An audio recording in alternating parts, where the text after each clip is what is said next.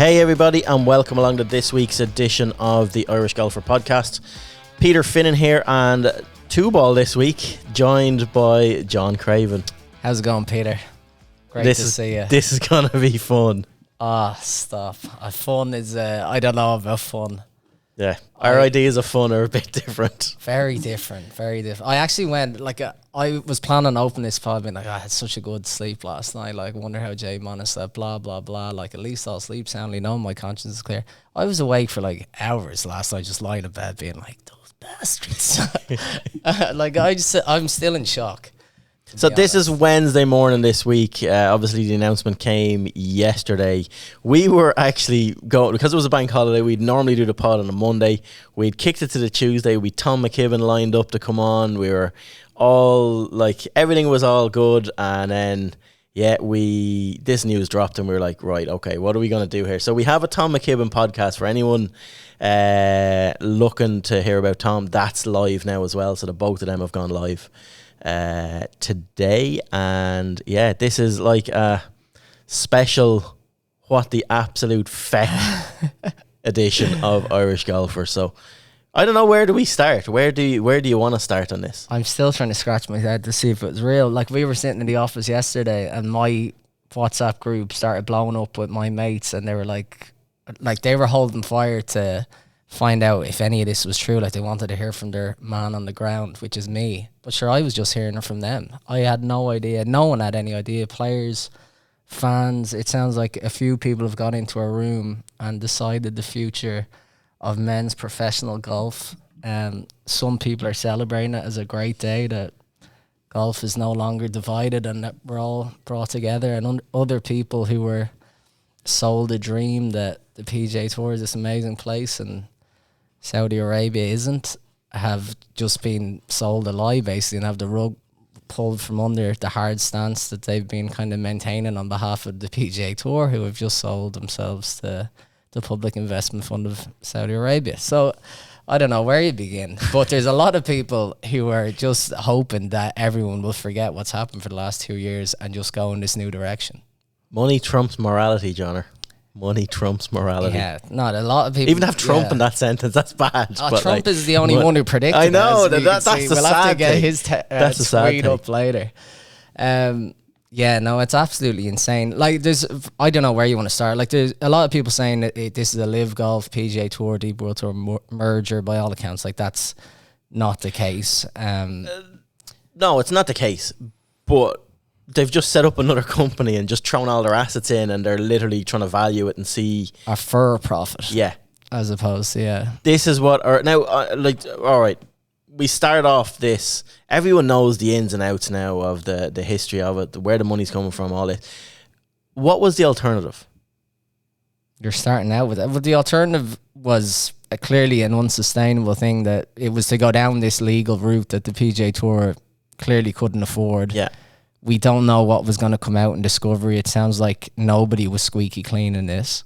The PGA Tour, on a whim, had set up this designated event model where it was these $20 million events, which again were totally unsustainable. They said they couldn't fight money with money against the PIF. And I guess they've realised that we need to cut our losses now and accept these lads, like, give them a seat at our table, let them into golf when we said we wouldn't, and just go from here. Like, there was, in their mind, no alternative. Like, the alternative is rewind the clock 4 years and accept the Premier Golf League money and accept legitimate business people and not the state of Saudi Arabia. Would have been a good alternative. But in the space, it sounds like, of 7 weeks, Jay Monahan has done the biggest U-turn in the history of sport. And we are now meant to just accept it. It is frightening to think. It's inexplainable, it's inexcusable what they're after doing. Like, the PGA Tour themselves, it's really highlighted, and I'm glad that there is a disconnect from, not that Jay Monahan and Keith Pelly, they're two ends of the one snake. Agreed. Right? But I'm glad that the DP World Tour and the PGA Tour are not being tarred in the same brush in this. DP World Tour was the tail, and the PGA Tour are the dog, and the dog has been wagging the tail, as it should do. And, like, it's just... I can't get my head around the backtracking that Jay Monahan has had to do. Like, the DP World Tour brought... Like, Yasser was brought into golf by Keith Pelly. And these guys, their goal from the very start, the Saudis, was exactly what they've ended up with now. And it wouldn't mark me as surprising. These guys are seriously shrewd, seriously wealthy. It's a government. It's a wing of the government. And yeah, it was never not going to end this way. Commercially, it was never not going to end this way. Doesn't make it wrong. It does make it wrong. Doesn't make it. It doesn't make it right that we've arrived at this. But there are just so many questions. Well, that's like, it seems like they've just come out with this like without having any of the answers as well, which is driving people insane. They're meant to be, the PGA Tour that is, and the DP World Tour, meant to be player-run organizations. All we've heard is they're member-led organizations over the last 2 years, and they've again come out with this without consulting any player, by the sounds of it, from Tiger Woods to McIlroy to anyone. Which is that is batshit crazy. That's the worst thing they could have done. Now the players and agents and all, they'll be given out for a little while, but like, it's their job. The tour's job is to create the most playing opportunities and wealth, but they've gone total. They've nuked everything they've ever stood for. Absolutely. For Jay Monahan has come out with this so badly. Like, his position for me is completely untenable. By all accounts, there was a player meeting yesterday, and Jay walked into the room, and like one of the players, I think it was Grayson Murray was shouting him out. Wesley Brown was recording or whatever, being like here comes Monahan, like they're coming to the pulpit. Like, there was times where people said like that we've no confidence in this man, and by all accounts there was applause amongst the players.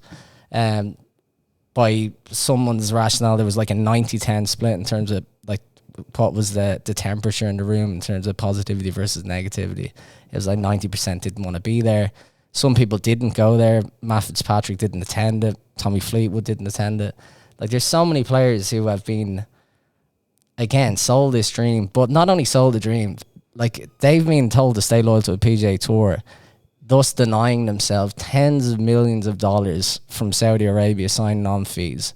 Like, every top player in the world would have been offered a massive signing on bonus out of, I don't know if it's loyalty, the goodness of their heart, morality, call it whatever you want. They've stayed loyal to the PGA Tour, and now the PGA Tour, without consulting those players who've lost out on the generational wealth that Westwood and Poulter and all these lads have literally pulled the rug from under the carpet, signed with the Saudis themselves to line their own pockets, preserve the PGA Tour, and now Jay Monahan's trying to say that, lads, you made the right decision. Now we're going this way, come along. Like, there's no going back from that for me, for Monahan. I don't see how anyone can ever trust a word that comes out of that man's mouth. No one will. But he's growing the game.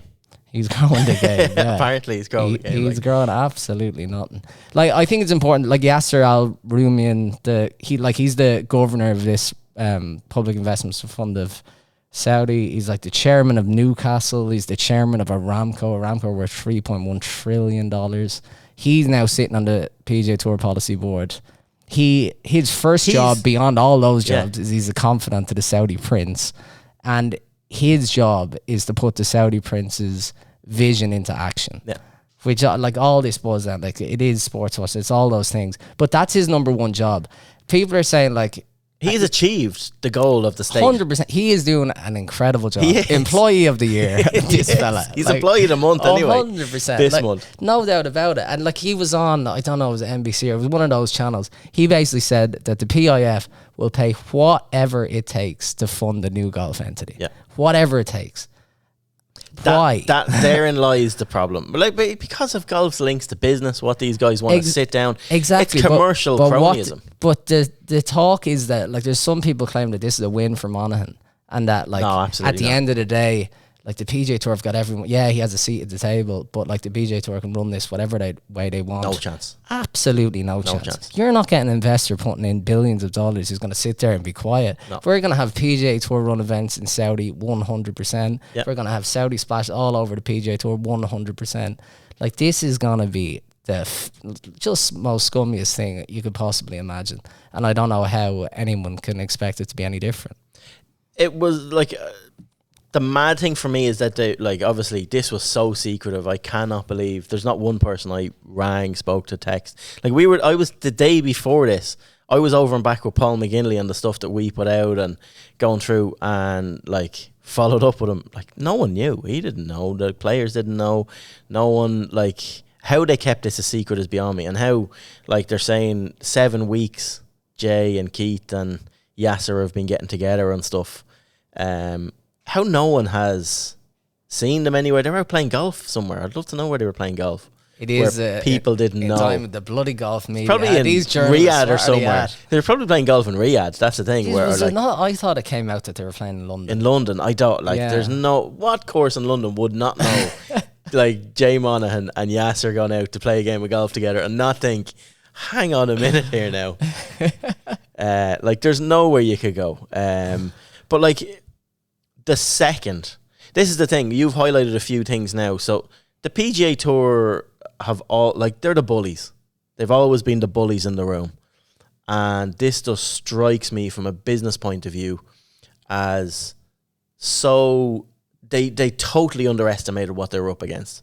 Like these guys that have been in charge up to this point have messed up so badly commercially in the chase of coin. They've messed up, like they've hit the jackpot, but they've messed up the legacy they were talking about protecting, the game they were talking about. The legacy means nothing. It means no, but they've just proven that themselves by actions. But you look at what the PGA Tour, like new headquarters built, COVID costs, they bought into the DP World Tour, new TV deals, aren't going. They're losing sponsors. They're trying to fund more elevated events. You add all them together. I don't care I don't care if it's Apple. You add all that together. Plus, there's another company up against you. At some stage, some phone company will come and go up against Apple. We'll call them Orange. And if Orange come along and they have $10 trillion and they're making $3 billion a day out of the ground. I wouldn't be calling PIF a company though. But that's the thing.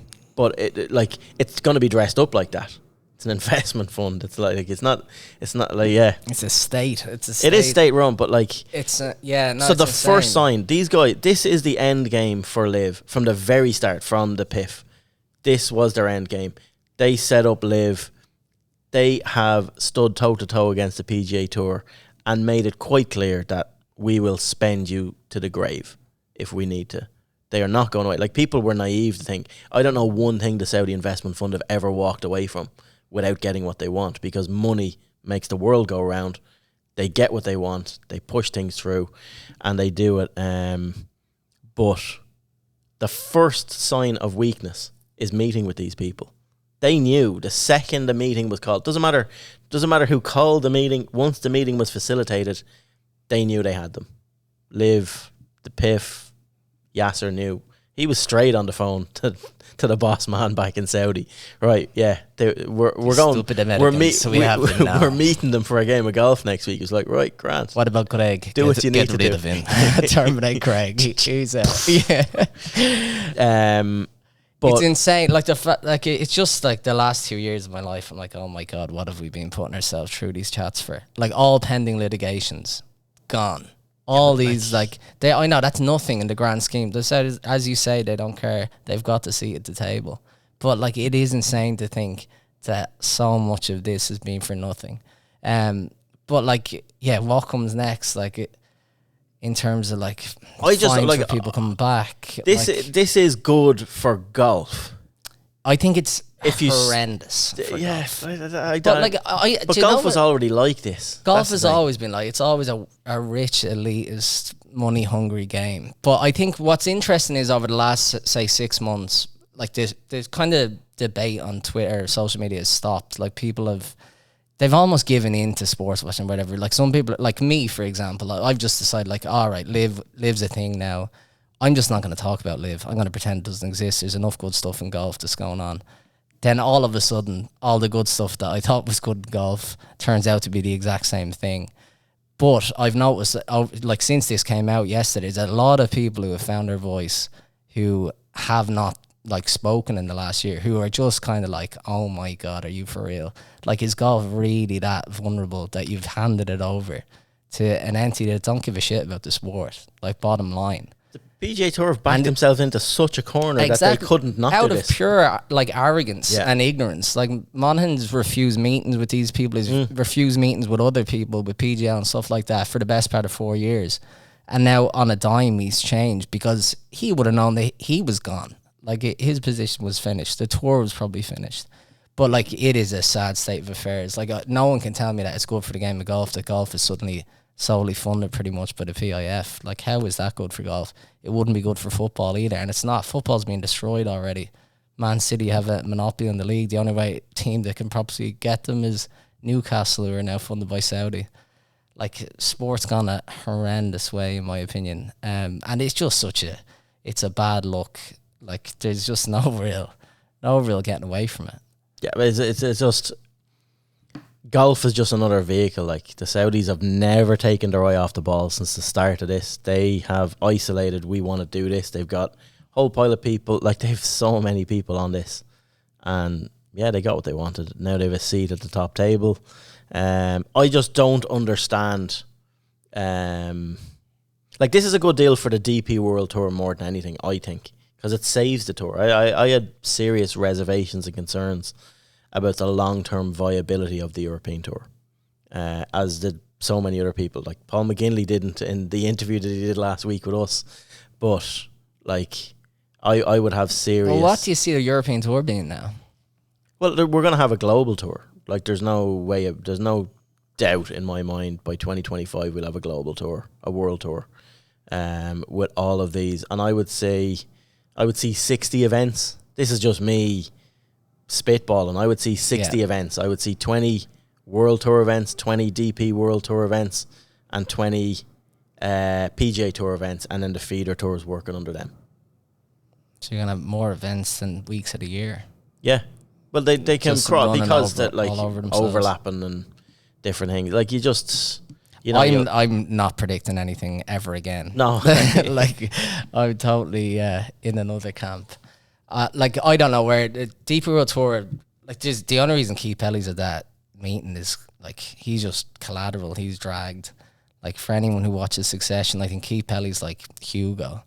Like, remember Kendall kind of, I need a dog in this fight. I need a dog. And Hugo just bark, bark, or whatever. Like, he just barks. Like, Keith Petty will bark. He'll kiss the ring of any man. So, yeah, like, it's insane to me. Like, a lot of people are asking, is it the death of Liv? Like, are the 4 aces dead? Are the range goats dead? Yeah, I think it is. Like, there's no way we you're won't going to have Rory 24. McIlroy playing golf with the range goats.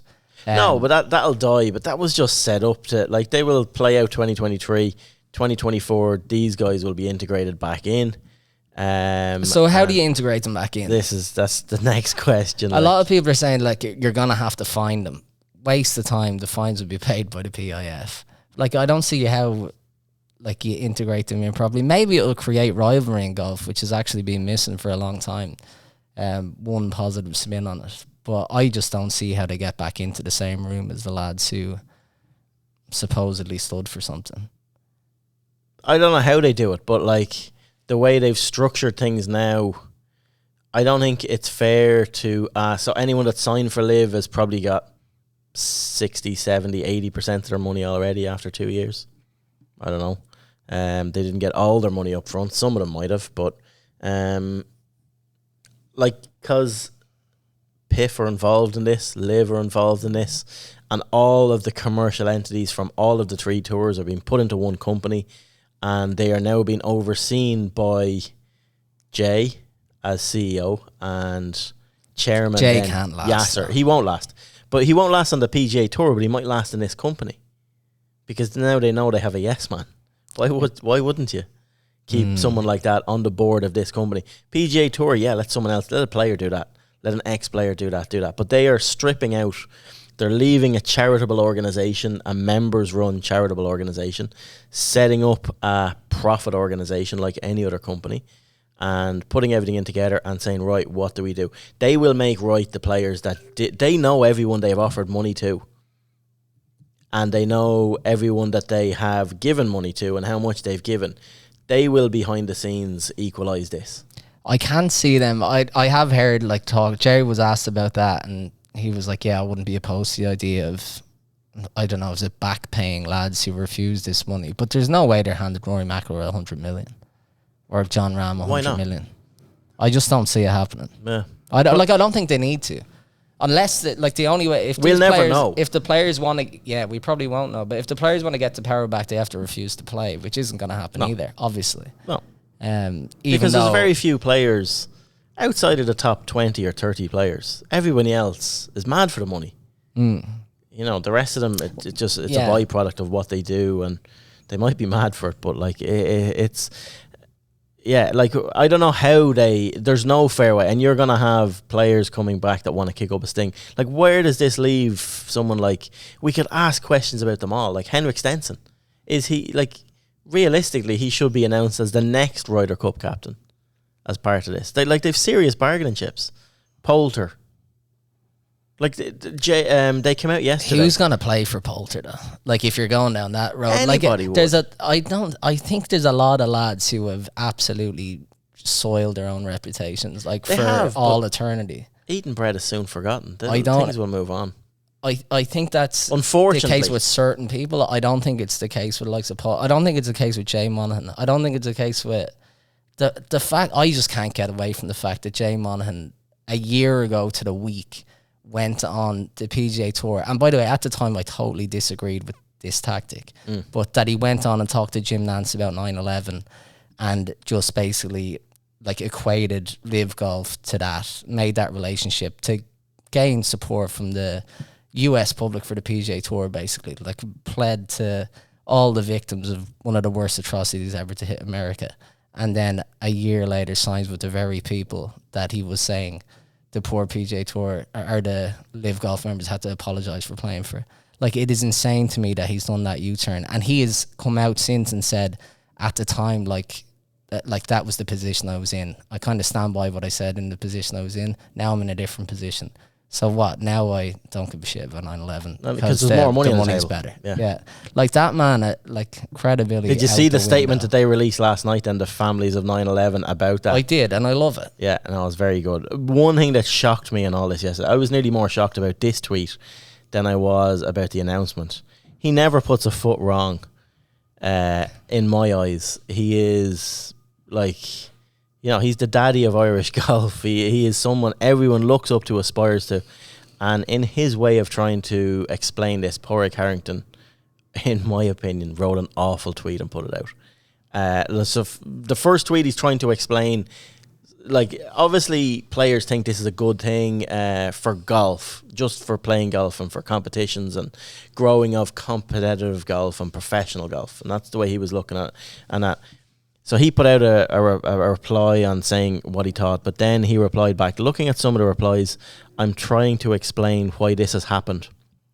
It's hard to overcome the financial/business side of life when you are representing a group with many different backgrounds and morals. My own country sells military technology to Saudi Arabia.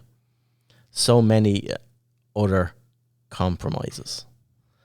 Yes, this is sports washing. Yes, unfortunately, it proves sports washing works. But maybe one positive, inclusion and trade has shown to improve and change countries involved for the better. My own country thought it was acceptable to lock up unmarried mothers as late as 1996. Why does he need to, like... That whole tweet, like, I don't know why he had to get onto social media. Just, there was not one player asked to share their views yesterday. And Harrington put, like, that is such an own goal for a man who has a great reputation. And a lot of people will turn on him for that. And they already have. Yeah. I put that in my family chat. My sister had my nephew's only 2 years younger than me. Had a baby in 1992. She was like, I always thought being a single mother would be likened to a golfing fiasco one day. And my brother was like, you should just be grateful you weren't locked up. But like, no, that's such a false equivalency. I don't know what Harrington was thinking doing that. Yeah, just so disappointing, really. How does Phil Mickelson feel in all this? Probably vindicated, but like, like Phil Mickelson 100% has disrupted the golf ecosystem. People saying Phil Mickelson's right, that's a leap. Yeah, I don't agree with that. Again, Phil Mickelson, is he going to be playing golf on the PGA Tour next year? Like, yeah. I just can't see it. No, I think he will. I can't think they will see it. all come. Like, how can they not? Like, there is going to have to be, like, they've very little time to work out their schedules. If there's no live next year, these guys have to be welcomed back to the PGA Tour. They will not all welcomes will be the same, and the route back for gaining your membership will be different for everybody. But like, I just don't see how Phil won't be playing the PGA Tour next year. If there's no live, he has to come back. He's a lifetime member. He's won 60 odd events on the. How's lifetime membership work when you get over 50? I don't know. You'd have to think he'd like. He still has major exemptions, all that. He still has his major exemptions from a couple of years ago. So that's 10-year exemption, isn't it? On the tour, like it's horrendous. He's been proven right, but for the wrong reasons. He like, you know, we were like the bullshit Phil was coming out on valuations and NFTs and all that shit. That's different. That's a different conversation. Remains bullshit. Yeah. But this and what he's done, like he's changed the needle in the game by leveraging a murderous regime. Yeah, that he said himself. I have to say, fair play. Like, I think Brandel has definitely been over the top. Brandel Chambly on Golf Channel over the last few weeks. Did you see the state of him? Oh, he looked like he a man who went like 12 rounds with Tyson or whatever. But stood exactly by what he was going to say. Like, and himself and Eamon Lynch had a brilliant article, basically putting the exact same accusations now onto the PGA Tour as they have done on Live Golf the whole time. Again, how do those lads keep their jobs? Are they just puppets for this new entity now? That's their job. They're like that. Like, I don't agree with Eamon, or I don't agree with Brandel to a certain extent. Like, because they're being so selective, and this is where this thing, like, don't go whataboutism. It's not a good. No, but it's not a good counter argument. But it is the counter argument. It's America they're living in. It's like, this is like, people are going on now about them setting up these two different companies, and like, does the DOJ in America or does the European Union, do they allow this to happen? That how can, like, these guys were cutting each other, carving each other through the courts on anti-competitive laws. Right, so so there's precedent there. There's papers, there's affidavits, there's a year of full court litigation of papers and backup of everything on anti-competitiveness.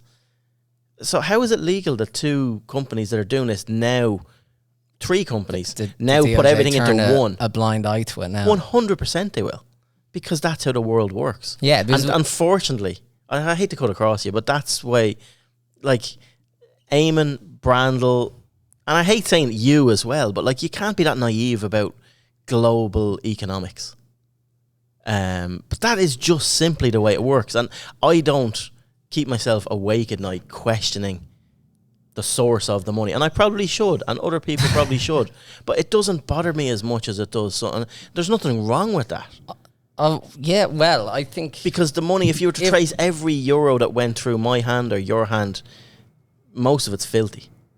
And I don't mean germ-wise. It's just where it's sourced, where it's from, where, like, the source of the money was always, not that it was a non-issue to me.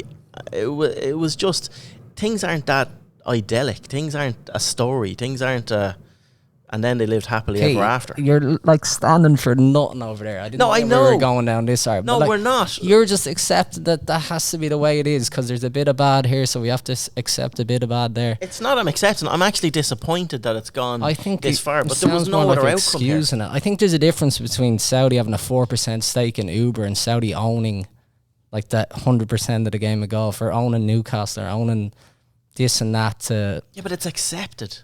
It's accepted. It's accepted by certain people, and it's kind of in our but some people just like kind of accept that everything has a price and this and that. Of course, Jay Mullins, after proving that he has a price, but there's still plenty of people that don't think like this. As did the Premier League, not just Newcastle. The Premier League okayed this.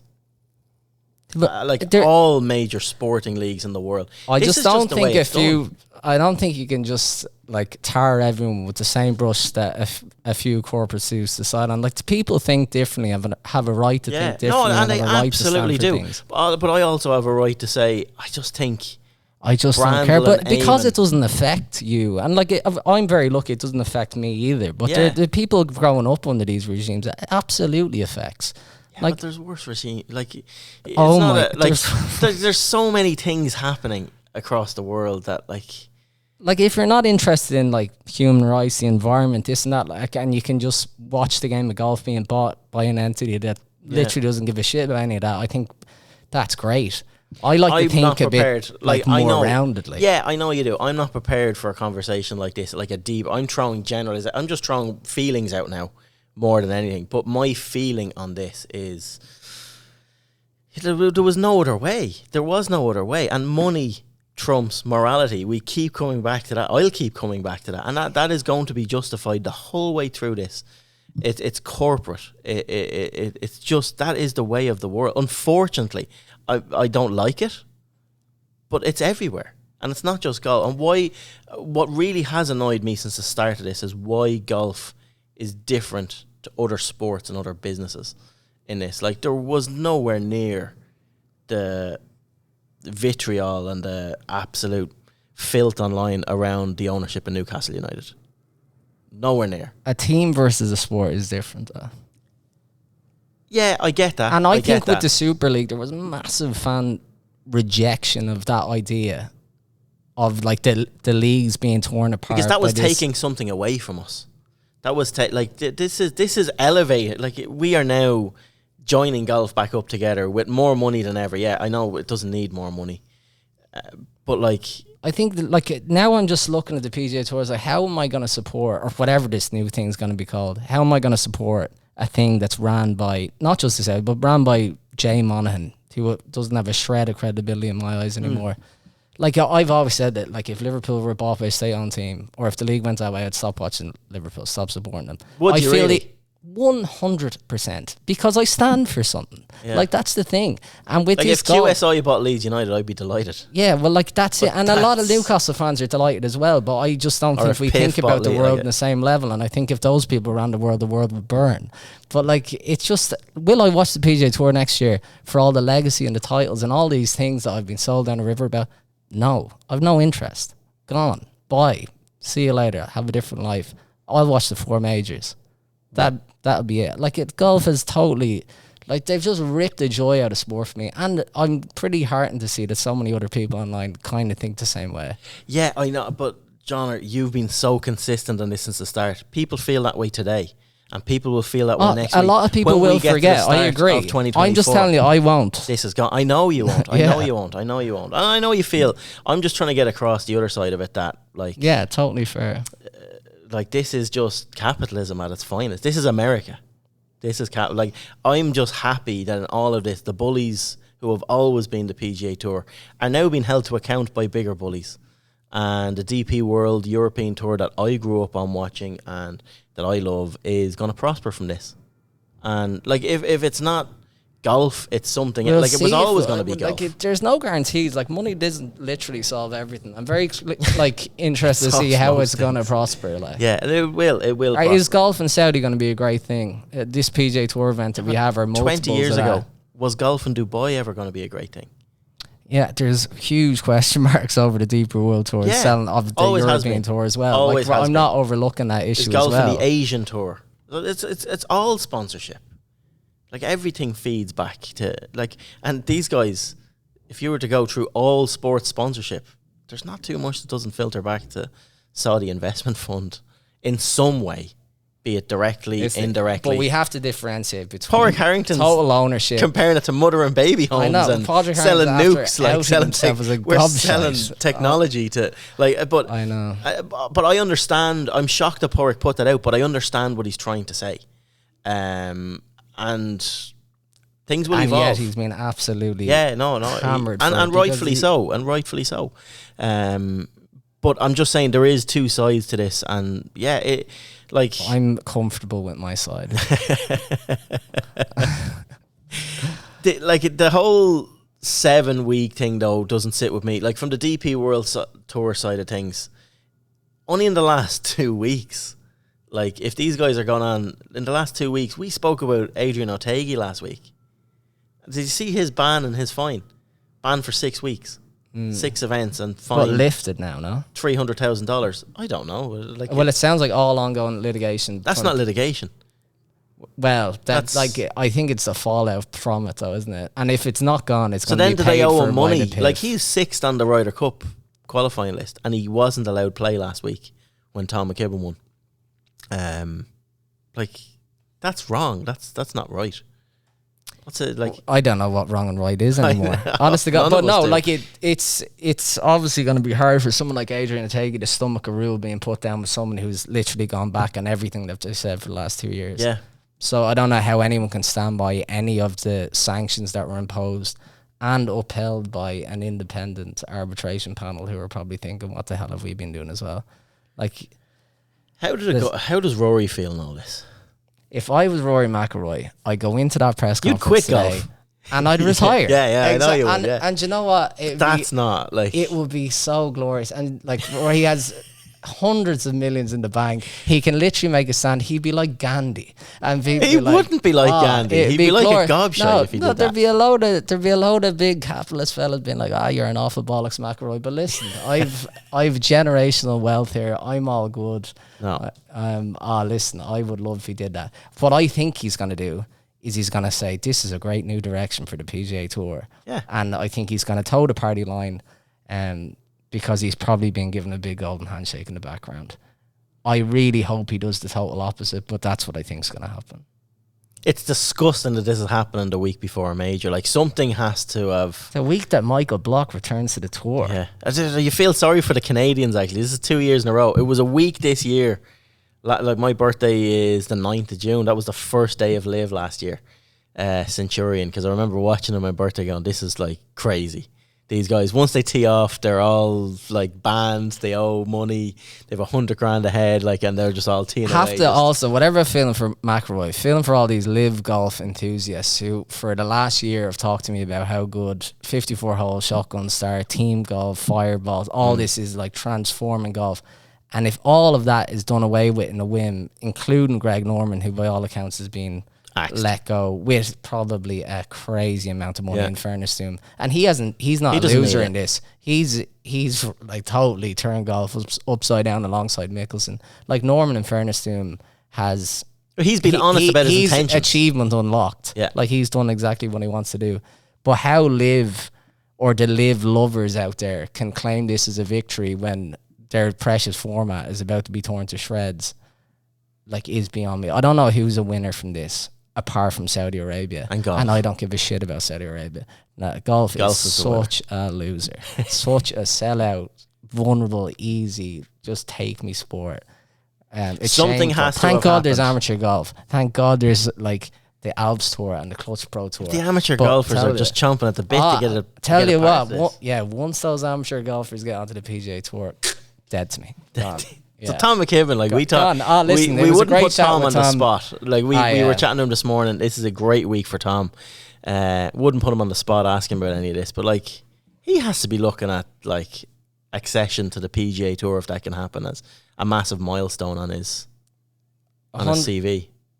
Definitely. I was actually thinking about Tom, because I did want to ask him. I didn't want to ask him about this, but like, because he constantly gets Rory McIlroy comparisons, I kind of want to ask him about, like, could you ever envisage yourself taking on a role where you're front and center talking about things that aren't golf? It's too deep of a question to ask a 20-year-old a few weeks after his first win. And yes, a few days. That's exactly the trajectory of his career. Yeah. Like, he's ahead of McIlroy in many respects. But Max Homa tweeted, for a kid whose only jobs of being a caddy and a golfer that struggles to remember to check his email, I sure have been on a lot of important business-like phone calls today. Like, I do feel sorry for some lads who, like, literally all they do is golf, and I don't want to do like I'm a golfer, not a politician, but it's like, what are we involved in here? Like, this is beyond golf, and like, you're right in what you're saying into like the DOJ and all this kind of shit. Like, who knows what it will sail through there, because about like the PGA Tour. What did the Saudis do yesterday? this is the price of the pumps. OPEC, yeah, they're talking about cutting oil production. Yeah, so who knows? Like they control. Joe Biden could have been in this room for all we know. Like this is I know, and it's above all of our pay grades. This is global economics at play, and the Saudis are everywhere. Sport. I know, but as everywhere, I'm not like you did say I was naive. I'm not naive to that. I didn't mean to be insulting to you like that, but you know what I mean. Yeah, but I'm not naive to that prospect. But that doesn't mean that I have to accept the direction that golf is going. Like some people will. I won't. I think it's such a sad day for golf. I think it'd be such a sad day for football. I just really hope that the people that have led us, like the captain of the Titanic, Jay Monaghan, Keith Pelly, like we said, the two ends of the snake, they cannot be leading golf into this new chapter. And I think Yasser knows this. Yasser is the only constant in golf going forward. This is what's wrong with it all. But I don't know who will lead golf into. But the people that brought us here cannot be the visionaries that take us in the next steps. That's my only hope for all this. And yeah, it's just something drastic has had to have happened. Someone must have found out about this yesterday that it broke. So there's no way they planned to drop this at lunchtime on a Tuesday. The way they did with nobody knowing, and somebody obviously found out and they said, right, we have to go with this now. But they were in such a vulnerable position, the PGA Tour, with the money they've spent and all the things we've outlined earlier on in the podcast. Like they were probably one or two players away from John Rahm is not sending out good signals recently as to his mindset around this, around a split. And like it wouldn't have taken much more than John Rahm saying, listen, unless you guys sort this shit out, I'm off next year. I'm going next year. So that, or someone like FedEx just saying to them, listen, we're out. That's a lot of money there FedEx are putting in.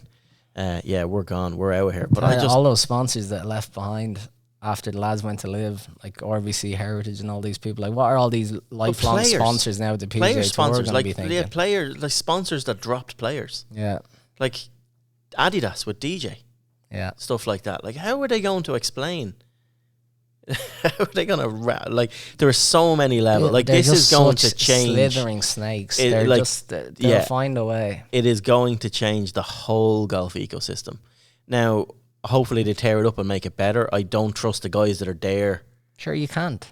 But I wouldn't have thought 2 years ago that another golf tour could come in like Live and do what they did. It just goes to show. I'm saying you can't trust the guys that are No, there. you can't. But like as a test case, like that's all Live was a test subject. They built something up so they could literally create a valuable asset that they knew that was going to come to this stage. But if Live was anyone else, it's the fact that Live is the PIF that it is bottomless pockets, and they can outspend countries. Yeah, this is just. But again, that's just global economics. It's just like there's no explanation for this. Like it literally is something mental happened for them to break it. It was always going to end up like this. They didn't plan it coming out yesterday, by all accounts, but it's done. And what happens next is the most important thing.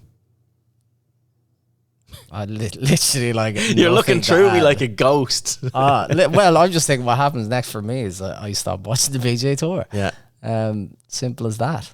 Yeah, don't want to support any of it. I'm very curious to see how many players are gonna toe the line versus not. We'll have to get you to an Live event before the end of the year. Myself and Ronan are gonna go. No. Listen, you wouldn't get me there if you tied me up and blindfolded me. Good event in Riyadh on there. We'll have to get you out for the crack. Listen, you're going to spend half your life in Riyadh at this stage. That's the golfing metropolis of the world.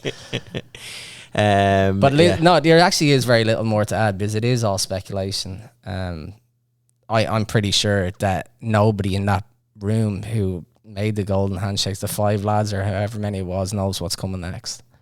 Like they're just all happy that they're going to get paid. Saudis are happy to have a seat at the table. All the majors, all the stakeholders. It's going to be like, we're going to have to need to figure this out. Yeah, all the stakeholders have come out and said it's positive, like PGA, the Masters. Don't you know late LPGA. Listen, let's all open up the bubbly, get that private jet that the Saudis were given. Let's have the party. Happy days. The world is great.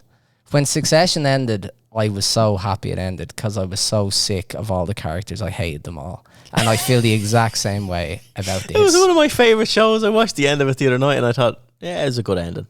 Yeah, it was a grand end, but like I literally despised everyone involved. And golf is 100%, it's mirroring Succession, which you really shouldn't be able to do. A gentle pastime, the great walk spoiled or whatever. My God. I'm afraid. Right, we're going to do a quick roundup of other things, right? I'm afraid to go to heroes and villains. They've already been mentioned. Jay Monaghan is worse than the devil. He's worse than Saddam Hussein. He's worse than Hitler. Stop. Listen, I could go on. Right, quick roundup of other things that have happened this year. Like we obviously, like, we've overlooked so much. Start off with something a bit pure. Alex Maguire winning Alex Maguire winning the East. Back-to-back titles surely has to be looked at now on. Like, surely is on a short list of Walker Cup contenders, even though he's not in that squad. Yeah. If he does one more thing, like he abroad, probably has to do it internationally. Yeah, like he obviously likes Baltray. First back-to-back winner since Ramey Burns yeah. even. Yeah, like it looked like a quality last day. It wasn't there. Beat Keelan Rafferty and Sam Murphy in a playoff. 3-all aggregate playoff. He was pre-tournament favourite as well, so he kind of lived up to the hype. And I listened to his post-round interview or whatever. Like all day he was struggling with the idea that like I should win this or whatever. He said he was walking to the bathroom at lunch and he looked at the winners board to see who'd won it back-to-back. And then he was like, oh, Jesus, no, I can't be thinking like this. Basically writing his winner's speech before it happened. So he wrestled with that all day, but he was 9 under for 3 rounds. So like, proper good scoring out of everyone. Weather was unreal. Course playing really short. But yeah, baked, absolutely baked. But fair play to him. He's over in Florida, in college. Seems to like he's one of the stars of the team. Says it's brought on his game a heap. He's top of the Bridgestone. All is well in the life of Alex Maguire. Please don't sign for Liv. Tom McKibben gets his first win on DP World Tour. We've covered this totally in a separate pod. It deserved its own pod, so you can listen to that. Just search through our channel there. It is out already as well. That was deadly. In fairness, you talk about the DP World Tour being dead or whatever. I think that's the first DP World Tour Sunday I watched from start to finish in 3 years, maybe more. But he never didn't look like the winner to me, which was devastating because the amount of times I backed him, and I think he was 110 to 1 or something. But yeah, class. Who knows where Tom can go? But yeah, brilliant win. PGA Tour, Victor Hovland. Rory blows another 54-hole lead. Yeah, I'm going to hold my criticisms of McIlroy until I hear what's coming at the press conference. Hovland is trending seriously. Like he has been for last 6 months. Looks like he's destined to win a major now. And every facet of his game was good. I know he duffed 1 chip, I think, on Sunday, but his chip but it was an unbelievable shot that he left. It was like downhill, short-sided. Needed to land it in the rough to get it, and it just stuck. He was third in putting for the week. It's kind of his first big win. He's one of a lot of like resort kind of 25 under par tournaments in the PGA Tour. Like the Memorial or Murfield Village, should I say, was set up as an absolute beast. Pure beast. I thought Lowry was going to have a really good week. He obviously 4 under through 5 or something, looked absolutely set for a big one, then just didn't happen. He maintains that he's playing serious golf and it's just around the corner. But Scotty Scheffler up there again. Holy Jesus. Yeah. You have some stats on Scheffler. God. It's just like I've been saying it. I think I said on last week's pod. Ever since that Masters 4 putt at the 72nd hole, something has just malfunctioned in his brain when it comes to putting. But this is off the charts. Like this is taken to another level. Yeah. So if you had Denny McCarthy's putting week, who lost in the playoff, Denny McCarthy, I don't even think he led the week in putting. Maybe he did, but Scheffler would have won by 18 strokes if he put like Denny McCarthy. If he had the average field putting week, he would have won by 7 strokes. He finished last in putting. First in everything else. Like first in strokes gained everywhere else combined off the greens. Was unbelievable. Plus 19. Plus 19, yeah. Like if he had Denny McCarthy and him, if you combine their strokes gained tee to green and putting, it would have been something like they were gaining 31 strokes, I think, gained or something. On the field and to average. put that in, when Tiger won the 2000, this is Justin Ray on Twitter. Tiger Woods, when he won in 2000, won by 15 shots. Like he was 29 strokes gained. So like it was better than possibly the greatest ever performance in golf if Scheffler combined with Scotty will click as well. He will click on the greens. Like you can't be you that can't bad. not. Yeah. You can't not. So like, But it's can everything else maintain the level? Yeah. In the meantime, Doesn't even have to maintain. It can drop by 50% and he's still miles ahead. It's a freak show. And considering like how his feet move and his golf swing and all, like it's absolute bamboozling that he can do what he does. It's class. But yeah, do you want me to run through stuff or where? Well, no. We're next LPGA. A new rose has bloomed. Oh, that's lovely. Rose Zhang.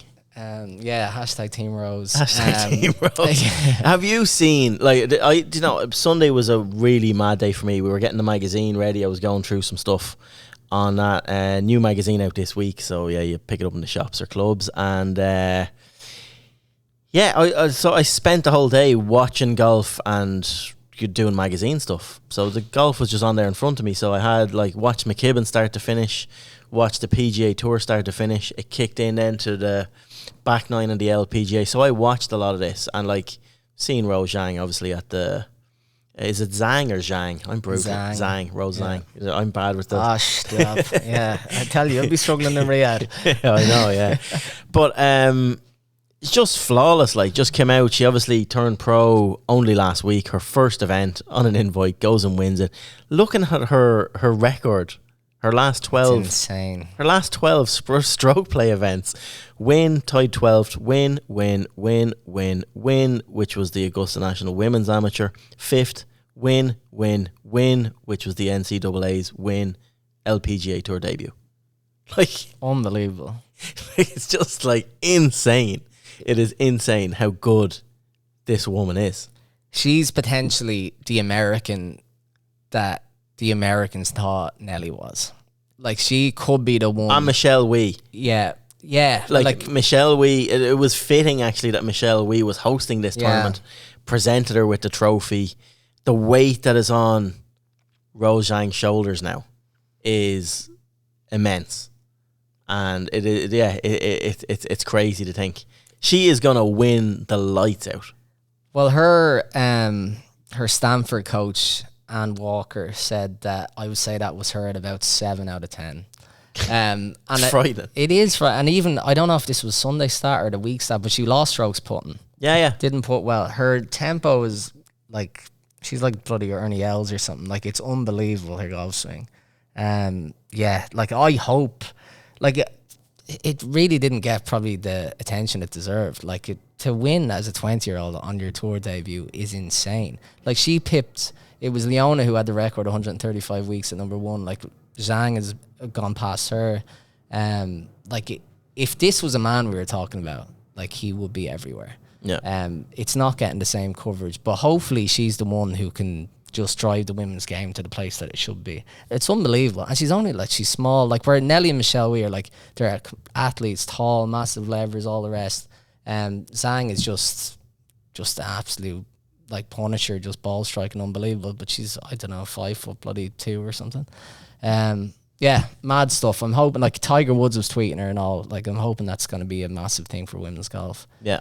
In fairness to Leona, had a really good week. Yeah. 2 top 10s in a row. Tied 7th here. Another good week. Final round 67 really catapulted her. Never really in the mix. There was a real Rory McIlroy backdoor top 10. Yeah, exactly. Yeah. But still, she just keeps the cash register ticking over, keeps the points ticking over. Lovely. She's so good at that. Just doing enough to get in the mix. That's it. Top 10 next. Top 10 next. We caught up with her last week, and she was playing Baltusrol this Monday. So Monday just gone in prep for the KPMG Women's PGA.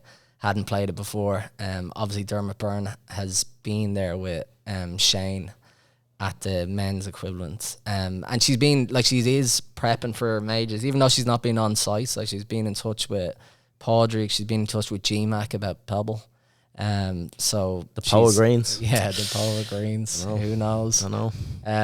But no, all good stuff. And just on the women's golf, Anya Donegan.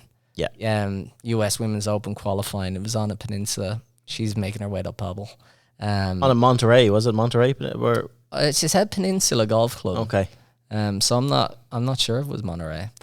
But yeah, 145.36 all total. Qualified in second. from the hinge here. Obviously, she goes to Louisiana over in America. Massive for her though. Like this is Pebble by Beach US far, Open, like unbelievable. Oh my god, yeah, Class. Gonna be insane. First pro event. So yeah, well done to her. Swan song this week as well for Lauren Walsh, last of her amateur. That's this week now, the Palmer Cup. So Lauren Walsh, Max Kennedy and Ryan Griffin fly the flag for Ireland at the Arnold Palmer Cup as they tee it up in the international team in the States this week. Yeah, caught up with Lauren for our new women's supplement. Is that are we allowed to Yeah, drop it's out that? this Friday, yeah. Irish Golf for Women, a supplement and the first women's only supplement in the magazine. So that's, pick it up and you'll see exactly. It's a good piece with Lauren in there. Yeah, she's Olivia making her Mahaffey. debut at on the LPGA Tour at the Dana Open next month. So again, pretty class. And she also was a recipient for an Annika graduate program, which gives her like accommodation, a golf club, bit of financial support as well on top of that. So she's getting a really good start in golf, which is great. Just on the qualifying, we're kind of skipping over Canada.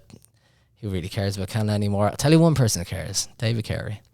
What a man, in fairness. Again, he's literally the king of the Monday qualifiers. He's taken over where Seamus Power left off a few years ago. Yeah. Literally just range rattling on the Monday, post the odd 67, boom, in the field, baby. This came out of the blue for me.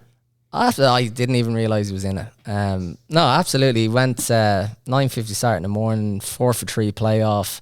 He drained a 25-footer in the first playoff hole. I think he shot 5 under something. He got up and down from 174 yards or something to make the playoff. Unreal. That's class. He obviously qualified for the Valero and shat the bed, no two ways about it. Yeah. But like you'd like to think he's learned an awful lot from that. I think he'll make the cut. I think this he'll week. win the fucking thing. He thinks he'll win the thing. 100%. But I think he'll make the cut. I wouldn't put you off. I really hope he has a big week because he's he looks like he's just ready to knock on the door. So yeah, serious going from him. And again, a $9 million tournament, happy days. He's literally like just said, I'm done with satellite tours. I'm going to Monday qualify for everything and hopefully get my break. Like it's a mad way to do things. But he's dead right. All power to him. He's dead right. He's dead right. Because all all he needs to do is have one decent week. 100%. It's proper like, 'tis my money. I just didn't want to fill out the forms. Like just skip all the way to the bank. That it from Roundup. We had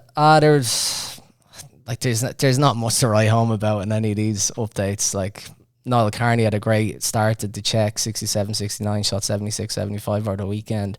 Finished 1 under alongside Cormac Sharvin. Brendan Lawler finished 5th at the Scandi Mix on the G4D Tour.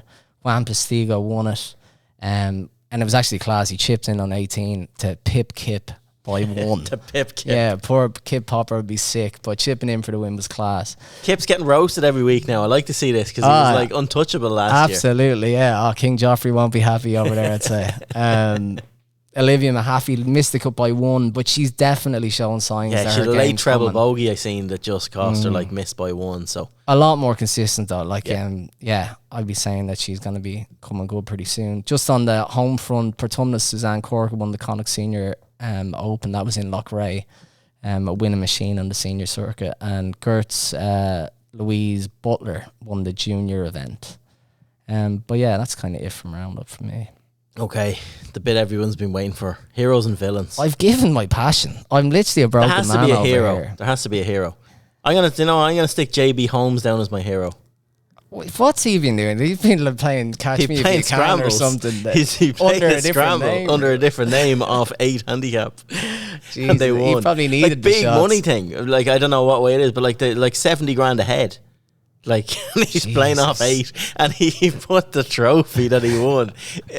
Went home and took a photograph of it, like in between his 2 Ryder Cups. Put the scramble trophy and like his team scramble thing. Yeah, there was war over it. I don't think they broke any rules. You didn't have to name who you were bringing, and this team brought him along, and it was a combined. That's class. So he's obviously playing off scratch, and then you add up all their things. So Yeah. JB Holmes playing under a different name. You don't have to name who he was, and he just. I heard he comes- put a few casual rounds into WHS. I wouldn't be trusting him at all. 9-hole casuals. Yeah, definitely. So JB, I have to give JB an L nod for that. Tom McKibben's a obviously hero. Tom win 100%. Living up to those McIlroy comparisons your whole life is unbelievable to do that. I thought Victor Hovland was class. after winning $3.6 million, he's out the next day doing the 36-hole qualifier with his mate, carrying the bag. That was a serious effort. That's one thing I hope the Strategic Alliance now does address in the new golf's new overlords. Tom McKibben wins €310,000 and Victor Hovland wins $3.6 million for their wins over the weekend. That golf needs to be addressed. That's interesting. So Rose Zhang won more than McKibben then for winning the Mizuho. Yeah. That's impressive. Go on, the women. That golf needs to be gapped. I'm sick of these underpaid men. They need to aspire to earn the That's LPGA it. Tom needs money. to get up and rights now, you know. He does, yeah. So we're not paid the same as our women counterparts. That's I don't have like villains. My initial villain. Golf is your villain. Just golf. Professional golf is your villain. Like Jay Monahan, I suppose, has to be the villain. The head of the snake. What about the tail? The tail. Oh my God. The rattled. Listen, I really hope that his days are nigh. Make him walk the plank. Make him walk the plank, right? Put him into a Saudi consulate there in Turkey and see if he comes out. Right, on that positive note, cheers for tuning in. It's been a mental week in golf. Hopefully next week isn't as bad. Like I said, the Tom McKibben separate pod interview is out now as well, so do follow it up. We get a nice little half hour chatting to Tom about his win and all the different things that have happened since. So cheers for tuning in. Hope that pod wasn't too depressing for some, and long live capitalism. I'm going home to cry. Thanks.